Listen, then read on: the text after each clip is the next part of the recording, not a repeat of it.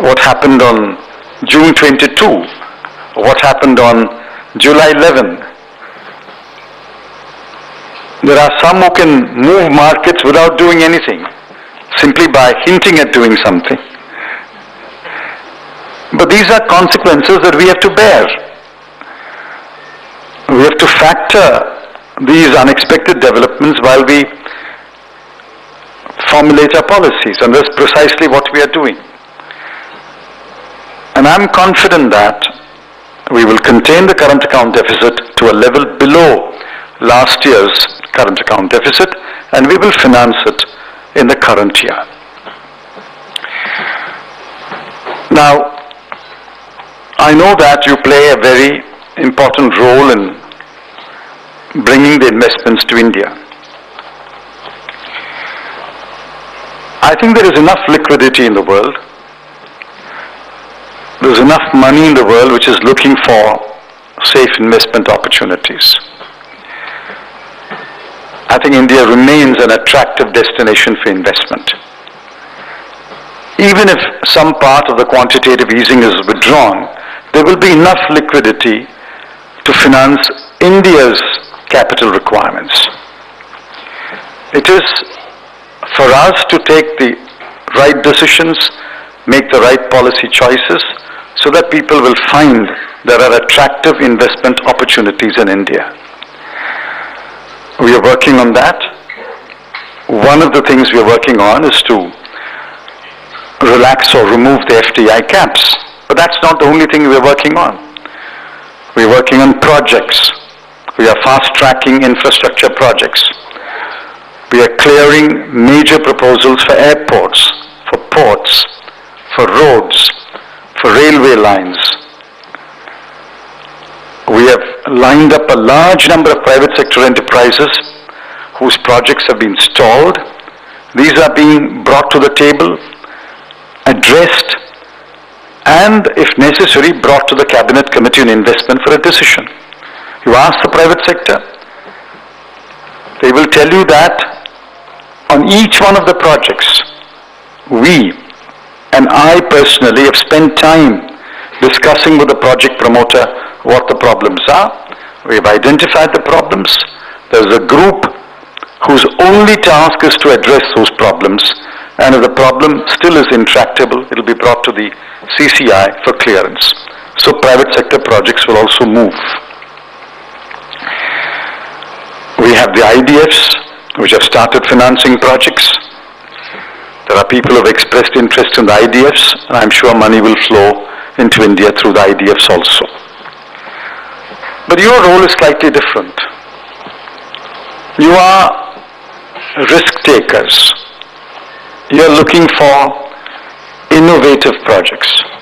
You are looking for that guy, man or woman, who has that spark, who has that intuition, who has that idea which can germinate into a good project. All venture capital is about venturing into the unknown. It's a bit of adventure. You are there because you like adventure. There are enough entrepreneurs who like adventure. And in the budget, I did make a couple of announcements that will promote venture capital. We announced something for angel investors. We announced something for alternative investment funds. We have made the venture capital a pass-through. And if there are any more issues that deserve to be addressed, that need to be addressed, we are ready to listen to them and address them when the time comes. But what is important is that you should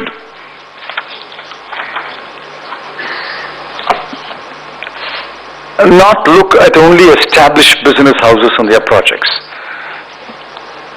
For that, there are many other investors. There are investment banks, there are pension funds, there are insurance funds.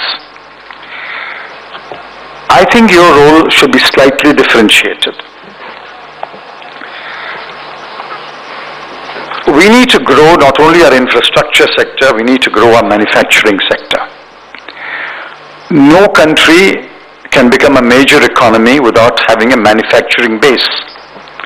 In fact, in the United States, I found to my great and pleasant surprise that they are rediscovering the virtues of manufacturing and are placing emphasis on becoming a manufacturing power once again. They want to revive their automobile industry. They want to revive their electronics industry, space that had yielded to other countries some years ago. I'm happy about it, but that's the right way to go about it. If that is good for the United States, it is good for India in greater measure. We have to become a manufacturing country. How can we afford to import what 1.3 billion people will require in terms of manufactured goods? If the Tatas can make steel in the UK, let's say some kind of a special steel, why can't they make that special steel in India? Basic goods, why can't we manufacture it in India? Therefore, while in the past few months my colleagues and I have emphasized the role of infrastructure, I want to emphasize the role of manufacturing. We need new products, we need new designs, we need new ideas. We need new uses for products with a bit of redesigning and re-engineering. And I would therefore urge you, private equity and venture capitalists, to set for yourself the target of identifying 500 new and upcoming ventures in the manufacturing sector and try to fund them. Some of them will fail, but many of them, if the ideas are basically a good idea, will succeed. What they are starved of is capital, and if capital is provided to them, I'm sure they will succeed. The second that I would like you to do is not only finance these entrepreneurs, but mentor them. Mentor them on what good financial practices are, what good corporate governance is, why good labor relations